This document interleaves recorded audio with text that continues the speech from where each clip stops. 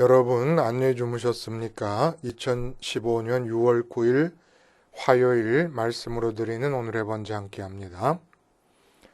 오늘은 레위기 6장 8절부터 6장 전체를 지나서 7장 마지막 38절까지 두 장에 걸쳐서 본문을 택하고 함께 말씀을 나눕니다. 6장 8절부터 7장 38절까지 말씀, 우리는 6장 8절부터 13절까지만 같이 읽겠습니다. 시작. 여호와께서 모세에게 말씀하여 이르시되 아론과 그의 자손에게 명령하여 이르라. 번제의 규례는 이러하니라.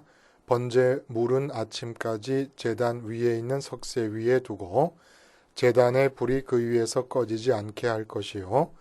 제사장은 세마포 긴 옷을 입고 세마포 속바지로 하체를 가리고 제단 위에서 불태운 번제의 재를 가져다가 제단 곁에 두고 그 옷을 벗고 다른 옷을 입고 그 재를 진영 바깥 정결한 곳으로 가져갈 것이요.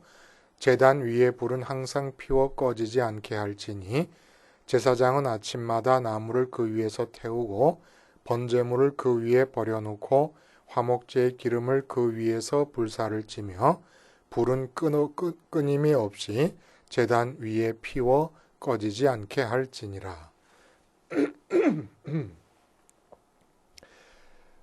오늘 이렇게 참 길고 긴 본문을 택하여 함께 나눌 말씀의 제목은 5대 제사와 십자가 생활화라는 제목입니다. 5대 제사와 십자가 생활화라는 제목으로 하나님 말씀 증거합니다. 반복해서 말씀을 드립니다마는 아무리 거듭 말씀드려도 그 중요성에 미치지 못해요. 무엇이 그러냐?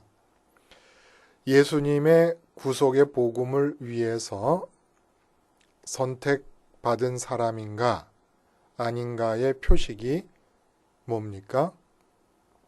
여러분이 선택을 받았습니까? 아니면 아닙니까?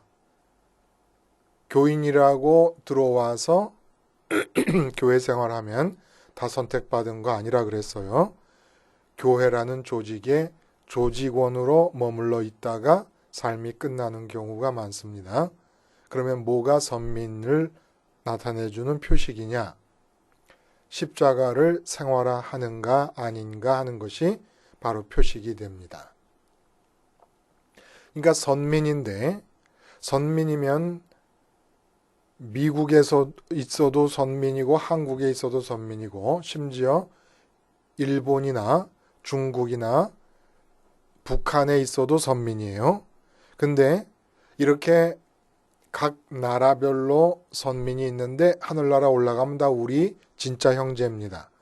혈육상의 형제는 선민이 아니라도 일본에 사는 사람이 예를 들어 아베 수상의 손자가 선민일 수가 있습니다.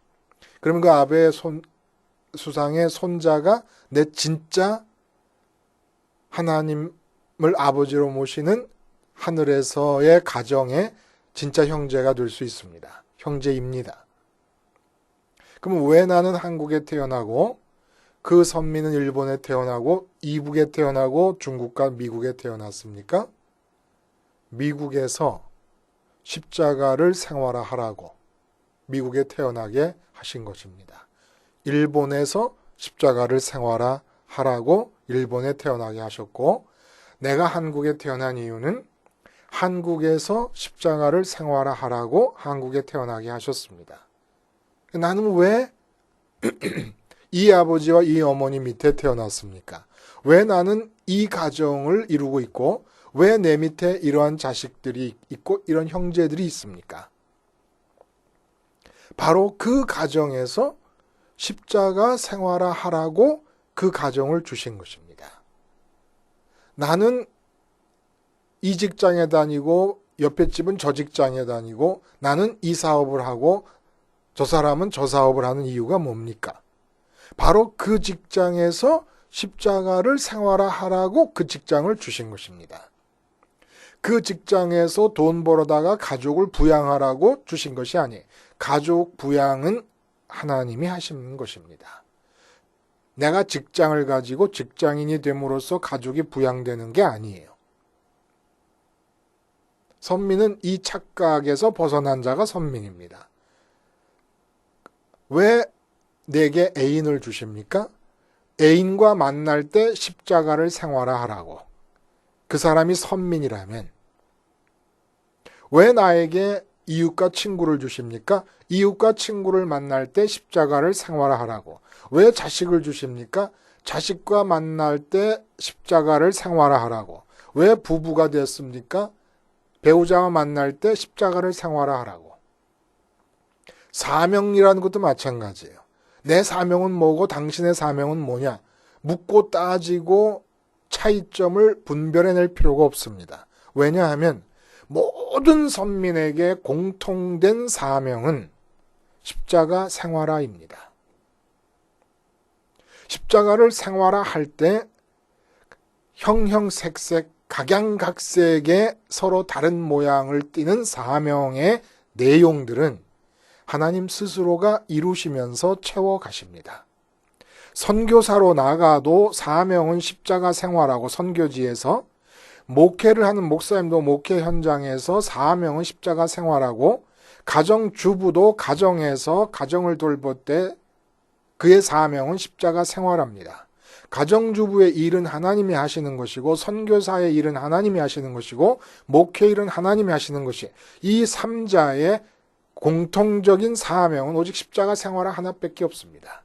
그리고 성경 66권이 그 많은 내용과 그 풍부한 내용을 가지고 문학가들조차도 인류 역사상 가장 뛰어난 문학작품이라고까지도 칭찬을 아끼지 않는 성경 속에 들어있는 모든 말씀은 100가지의 계명, 1000가지의 율법, 10,000가지의 규정이 오직 십자가 생활화 단 하나를 통하여 다 성취될 수 있습니다.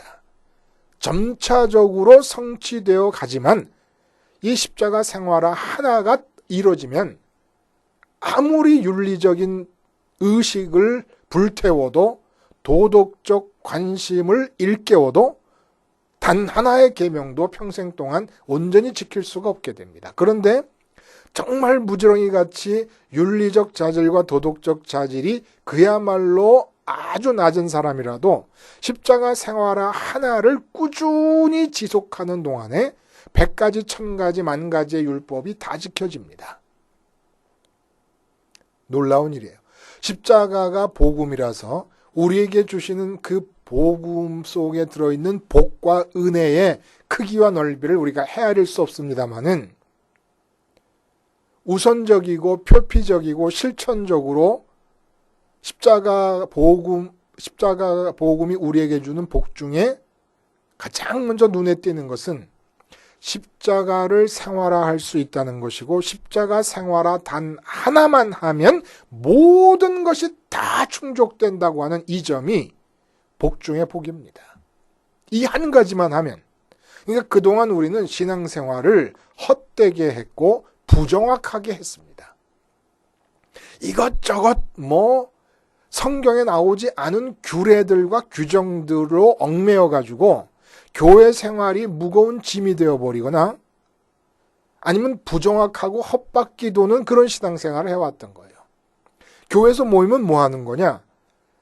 교회 밖으로 나가 세상의 삶의 현장으로 돌려보낼 때 십자가 생활화 할 수 있도록 준비시키고, 십자가 사건을 다시 한번 내 사건으로 확인시키는 것이 교회 안에서 일어나면 그걸로 된 겁니다. 거기서 무슨 바자회하고 뭐하고 무슨 위원회 이런 거 할 필요가 없는 거예요. 십자가 생활화 단 하나만을 삶 속에서 삶의 현장 어디에 머물든지 행할 수 있도록 해주면 되는 겁니다. 그러니까 부정확하니까 은혜도 부정확한 거예요. 오늘의 번제 우리가 왜 하고 있습니까? 모든 성경 말씀은 십자가를 가리키고 있다고 하는 대전제하에서 십자가 생활화의 필요성과 당위적 논리적 당위성을 날마다 새롭게 일깨우는 겁니다. 이 말씀이라고 하는 것이 어떤 의미가 있느냐면 말씀이 선포되는 말씀이 들리는 이 현장이 아니면은 십자가는 교리와 지식의 차원에 머물게 돼버리고 맙니다. 그래서 우리가 잊어버리는 거예요. 근데 모든 성경 말씀이 십자가를 가리키고 있다고 하는 대전제하에서 성경 말씀을 근거로 십자가의 필요성을 일깨우고 십자가의 논리적 당위성을 어필할 때, 이렇게 말씀이 선포될 때 십자가는 교리와 지식의 차원을 뚫고 나와서 오늘의 나의 사건이 됩니다. 이게 바로 말씀이 갖고 있는 파워예요. 말씀으로 선포될 때 오늘의 사건이 되고 나의 사건이 되는 겁니다. 이 나의 사건이 됨이 없이는 지식으로 알고 교리로 알고 있는 십자가는 생활화될 수가 없고 삶의 파도에 묻혀버리고 맙니다. 그래서 하나님께서 상번제를 드리려 하신 것이고 그 취지를 받아들여서 오늘의 번제를 우리가 함께 나누고 있는 겁니다. 자, 오늘 본문은 뭐냐 하면 우리가 번제 부분만 읽었는데 또다시 5대 제사를 다시 한번 반복해서 그 규정들을 이야기합니다. 그런데 앞에서 봤던 5대 제사의 규정과 조금 차이가 있다면 규정이 차이가 있다는 게 아니라 규정을 말하는 관점이 차이가 있는데 어떤 차이가 있느냐? 제사장이 제사를 수행하는 관점에서 기록을 했습니다. 그 5대 제사가 완전히 이렇게 한꺼번에 총괄돼서 나오고 있는 거예요. 근데 우리가 제사장이에요. 그래서 우리가 이 제사를 드려야 되는 겁니다. 왜냐하면 오늘 본문이 제사장이 제사를 집행하는 관점에서 썼다는 것은 우리가 만인 제사장의 시대에 이 제사를 드려야 된다는 것이죠. 적어도 레위기에 나오는 이 5대 제사가 오늘날에는 의미가 없는 것이라고 잘라버려도 되는 게 아니라면은 만인 제사장의 시대에 우리 모두가 5대 제사를 드려야 된다는 겁니다. 근데 이 5대 제사가 십자가 생활화 단 하나를 통하여 완전히 그 옛날에 제사장이 구분되어 있던 그 구약시대 때 제사장들이 5대 제사를 행해서 그 5대 제사의 의미가 선민들에게 미칠 때와는 비교도 안 될 정도로 완전하게 우리들에게 충족되어 그 5대 제사의 의미가 내 것이 된다는 것이고, 십자가 복음의 의미를 구분지어서 알아듣기 쉽게 말하자면 바로 이 5대 제사의 의미로 구분지어 말할 수 있다는 겁니다. 십자가 복음이 뭐냐? 5대 제사가 갖고 있는 의미가 합쳐져 있는 것이 십자가 복음이다. 이렇게 얘기할 수 있다는 거예요. 그래서 5대 제사의 의미를 다시 한번 확인하면 십자가 생활화를 통해 우리가 얻게 되는 내용이 무엇인가를 알 수 있다는 겁니다. 그 옛날에 지금으로부터 3,500년 전에 되어진 이야기뿐만이 아니라 이야기일 뿐만이 아니라 우리가 지금 십자가를 생활화함으로써 5대 제사가 갖고 있는 의미가 우리의 삶에서 지금도 날마다 확인되어지고 내 것이 될 수 있다는 얘기입니다. 근데 이 5대 제사의 의미를 이해함에 있어서 참으로 신기한 일이 발견된다는 거예요. 이제 우리가 제사에 대한 이야기를 다 해왔어요. 그리고 제사장의 입장에서 내가 만인 제사장의 시대의 제사장의 입장에서 5대 제사를 행해야 되는 그런 사람의 입장에서 볼 때 너무 신기한 게 뭐냐면 성막 안에 지성소와 성소로 나뉘어져서 4개의 기구가 들어가 있지 않았습니까? 근데 놀랍게도 말씀의 증거판이 들어있는 법궤와 그 위에 속죄소 그리고 휘장이 가려져 있고 바로 휘장 앞에 분향단이 있고 그리고 이 법궤 쪽에서 출입구 쪽을 향해 바라볼 때 왼쪽으로 진설병 떡상이 있고 오른쪽으로 등대가 있습니다. 재미있는 것은 이 기구가 법궤가 번제의 의미와 연관이 되고 분향단의 의미가 소재의 의미와 연관이 되고 진설병 떡상이 화목제의 의미를 나타내고 그리고 등대가 속죄제사의 의미를 밝혀준다는 겁니다. 그리고 속건제는 이 네 가지 기구가 뜻하는 제사의 의미들이 충족되지 않음으로써 범죄가 나타날 때 결과적으로 빚어지는 손해에 대한 얘기를 하고 있는 겁니다.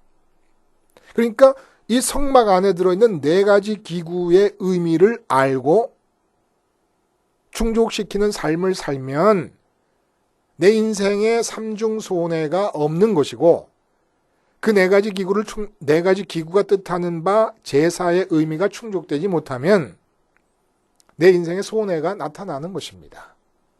그래서 십자가 생활화를 하면서 내게 주어지는 게 무엇인가를 알 때 이 네 가지 기구가 바로 그 4대 제사의 의미와 연관이 되면서 내게 주어지는 거예요.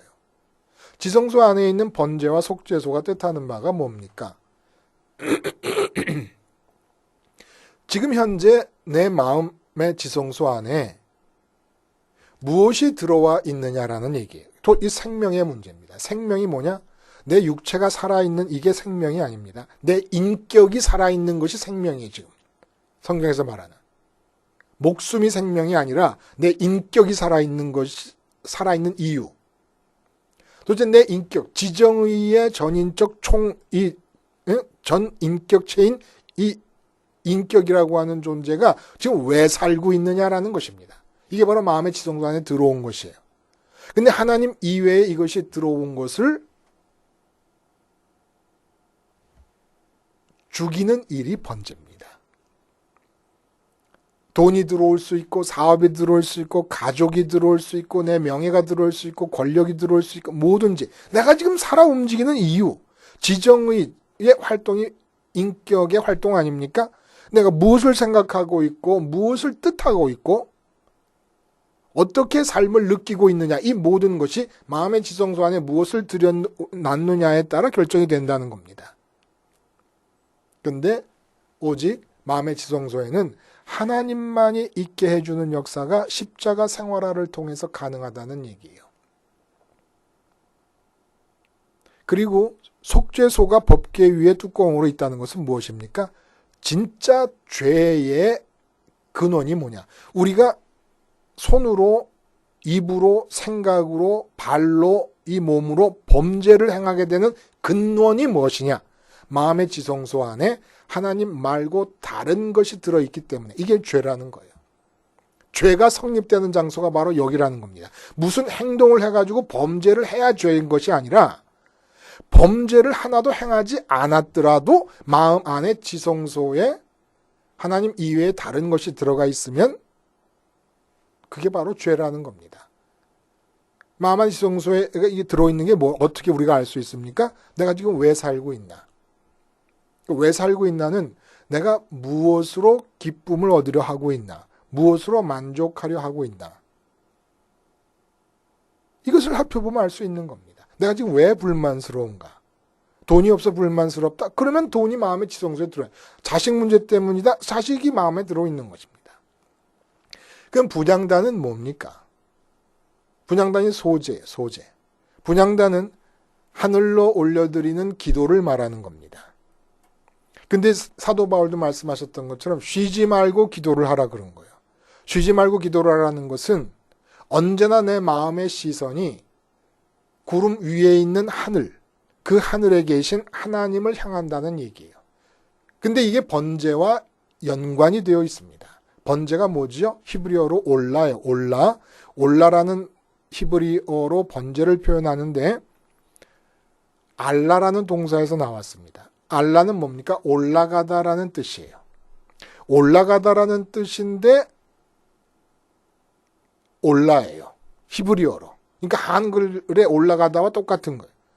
그러니까 우리가 마음이 이 땅에 있는 동안에는 마음의 지성소에 반드시 이 땅의 것이 들어옵니다. 그럼 어떻게 하나님 들어올 수 있습니까? 구름 위로 올라가야 됩니다. 그래서 하나님과 마음이 하나가 될 수 있고 인격이 하나가 될 수가 있습니다. 이게 번제예요. 그 소재는 뭡니까? 번제라는 행위 단 하나를 통해서, 한 번의 행위를 통해서 내 마음이 계속해서 구름에 머물 수 있는 게 아니에요. 마음이 일단 구름 위로 올라갔으면 그 구름 위에 머물러 있어야 되는 겁니다. 그 구름 위에 머물러 있게 하는 의미의 제사가 소제라는 거예요. 모든 인생의 시간들을 지금 위에 있는 하늘을 바라보게 됨으로써 내 인생의 시간들이 나의 의지와 나의 계획 안에서 뭉탱이 시간이 존재할 수가 없게 돼버립니다. 가루가 돼버립니다. 근데 소제를 드릴 때 보면 가루를 가지고 와서 그걸로 반죽을 해서 드릴 때가 많아요. 반죽을 해서 철판에 굽든지 물에 삶든지. 이 반죽을 해서 뭉친다는 것이 무엇입니까?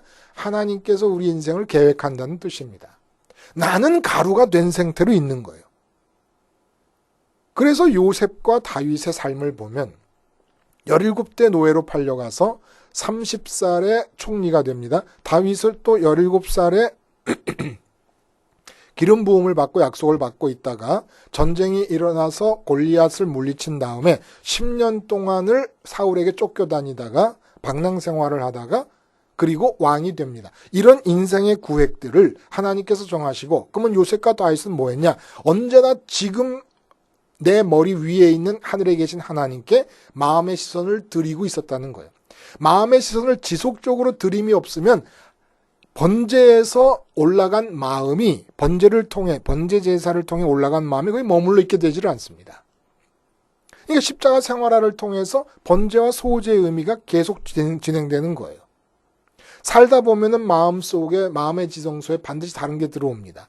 그럴 때 십자가를 생각하고 마음이 죽어버리고 마음이 올라갑니다. 올라간 마음이 지속되려면 기도를 계속해야 됩니다. 하나님을 찾아야 됩니다. 모든 순간에 내일을 보지 말고 지금 위에 있는 하나님을 찾습니다. 이게 바로 소제예요. 이렇게 기도를 통해서 번제로 하늘 위로 올라간 마음이 하늘에 계속 머물러 있게 될 때 하나님과 대면을 하고 말씀을 나누는 거니까 하나님 옆에 있는 거 아닙니까? 그렇게 될 때 드디어 진설병 떡상이 의미하는 화목제의 의미가 내게 충족되기 시작합니다. 하나님과 대면할 때 우리는 이 세상 문제 때문에 하나님과 대면한다는 생각을 하지만 이 세상 문제에서 마음의 불만을 느끼는 것은 착각이거든요. 마음의 지성소에 하나님이 안 계시기 때문에 느껴지는 겁니다. 근데 마음의 지성소에 하나님이 들어올 수 있을 수 있기 위해서 이 세상을 떠나서 구름 위로 마음이 올라가면 하나님과의 기도 시간이 지속되는 가운데 하나님과 친해지고 하나님을 알게 됩니다. 여기서 성령님이 역사를 하시는 거예요. 그래서 내 마음이 하나님을 느끼게 되고, 바람이 불 때 바람은 보이지 않지만 잎이 흔들리면서 바람이 있는 걸 아는 것처럼 내 마음에 평강이 주어지고 만족이 주어지고 기쁨이 주어집니다. 진설병 떡을 먹고 배부르는 것처럼. 떡의 존재 이유가 뭡니까? 먹고 배부르게 하는 거예요. 그게 화목제의 얘기입니다. 화목제. 하나님과 화목하면서, 화목이 뭐라고요? 쌀이 각 사람의 입에 균등하게 들어가면서 나타나는 것이에요. 그래서 배부른 마음으로 서로가 서로에게 배부른 상태, 만족한 상태에서 서로를 바라보는 눈길이 목자. 화목할 때 목자의 뜻이라는 겁니다. 하나님과 그런 관계가 되는 거예요. 이렇게 배부를 때 어떤 일이 나타나냐? 등대의 역사가 나타납니다. 등대가 뭐야? 어둠을 밝히는 겁니다. 말씀드렸듯이 사무엘상 14장 27절 이하에 보면은 블레셋과의 싸움에서 단호한 결심을 나타내기 위해서 사울 왕이 모든 병사들에게 금식을 선언합니다. 허리띠를 졸라매고 싸우라. 그게 싸우다 보니까 사람들이 기진맥진했어요. 근데 요나단이 아버지의 이 명령을 못 들었어요. 너무 배고파서 기진맥진한 가는 데서 보니까 꿀이 있어서 지팡이에다 꿀을 찧어갖고 입에 살짝 댔는데 눈이 밝아졌다라고 얘기하면서 요나단이 뭐라 그러냐면, 아버지께서 잘못하셨도다. 우리가 블레셋 군대를 쳐서 이겼을 때 얻게 되는 그 식량들로 먹어가면서 싸우게 했었더라면 블레셋을 훨씬 더 많이 진멸할 수 있었을 텐데, 내가 꿀 찍어 입에 대기만 해도 눈이 이렇게 밝아졌는데 음식을 먹었더라면 얼마나 밝아져서 잘 싸웠겠느냐, 이렇게 얘기를 합니다. 배가 고프면 어떻게 돼요? 어두워져요. 무슨 얘기입니까? 하나님으로 배부름이 일어나지 않으면 그럼 굶주립니다, 사람이. 그럼 굶주리면 어떻게 돼요? 뭔가를 먹기 위해서 찾습니다. 그래서 그렇게 사람들이 돈돈하는 거예요. 하나님을 먹지 못하고 굶주려 있기 때문에 그렇게 자식하는 겁니다. 하나님으로 배부르지 않기 때문에 그렇게 여기서 오래 살려고 건강하는 겁니다. 하나님으로 배불러서 하나님 맛을 아는 사람에게 오래 산다는 것은 큰 의미가 없어요. 하나님의 뜻이 있기 때문에 살아야 된다고 하는 것을 사명감으로 느끼고 있는 거지, 여기서 오래 사는 게 뭐가 중요합니까? 하나님으로 배부를 줄 아는 사람, 하나님 맛을 아는 사람, 하나님과 주님이 계신 그곳으로 가는 게 좋은 것이지. 사도 바울 말대로. 이게 다 굶주림의 표현이니까, 이렇게 하나님을 먹지 못하고 하나님 맛을 모른 채로 화목제의 의미가 충족되지 않은 상태, 그건 왜 그래요? 소제의 의미가 충족되지 않기 때문에. 소제의 의미는 왜 충족되지 않아요? 번제의 의미가 충족되지 않기 때문에. 마음이 하늘로 올라가서 하나님과 대면하고 있으면서 이 대면의 시간을 지속하지 못하고 있기 때문에 화목제처럼 하나님과 친해지지 않고 하나님으로 배부르지 않아. 그러면 굶주려져 가지고 이 세상의 것을 찾게 되는데, 하나님을 못 먹어 굶주린 상태에서 갖는 비전, 그렇게 비전을 가지라고 난리잖아요. 꿈. 예를 목사님이 10년 뒤에 1000명의 교회를 만들겠다. 그분은 목사님이 아니고 선민이 아니에요. 목사 이전에. 목사이냐 마냐 이전에 선민이 아닙니다.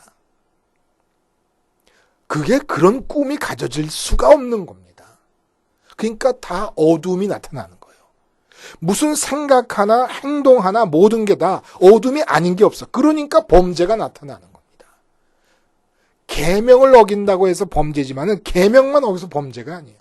하나님의 뜻, 나를 향하신 하나님의 뜻이 있다 그랬잖아요. 계명들이 아니더라도 나를 향하신 하나님의 뜻이 아닌 걸 행하는 게 다 범죄입니다. 그 왜 그래요? 어둠 속에 있기 때문에. 그래서 등대와 연결이 되는 겁니다. 이렇게 번제와 소제와 화목제와 속죄제가 성막의 기구들과 연관이 되어서 성막 전체가 나의 마음의 모습을 나타내는 모형도예요. 이게 온전히 되지 못할 때 하는 모든 행동은 속건제가 뜻하듯이 그냥 하는 일마다 손해가 되고 하는 일마다 상해가 되는 겁니다. 하나님이 디자인한 나를 잃어버리고 나는 하나님을 잃어버리고 내 유일한 기쁨과 행복의 근원이신 하나님을 잃어버리고, 그리고 나로 인해서 하나님의 뜻이 흘러가면서 하나님의 은혜를 맛봐야 될 모든 이웃들에게도 손해가 미쳐지는 거예요. 이게 바로 속건제의 의미를 말하는 겁니다. 근데 번제의 의미가 충족되어 내 마음이 세상에 대해 주고 구름 위에 있는 하나님께로 올라간 마음이 지속적으로 하나님과 대면하고 그 하늘에 머물러 있기 위한 소제의 의미가 충족되고, 그렇게 하늘의 마음에 머물러 있으면서 화목제의 의미가 충족되어 배가 부르고, 진설병 떡상처럼 배가 부르고, 그렇게 배 부름으로써 이 세상을 바라볼 때 사도 바울처럼 그동안 좋았던 모든 것들이 다 배설물로 여길 만큼 올바른 시각을 갖고 바라볼 수 있는 등대의 의미가 밝혀져서 내가 하는 말과 생각과 행동들이 범죄가 아닌 상태가 될 때 복음이 주는 온전한 모든 은혜가 다 내 것이 될 수 있는 겁니다. 근데 이것이 오직 십자가 생활화 단 하나로 된다는 거예요. 십자가 생활화가 뭡니까? 내가 주님과 함께 죽었습니다.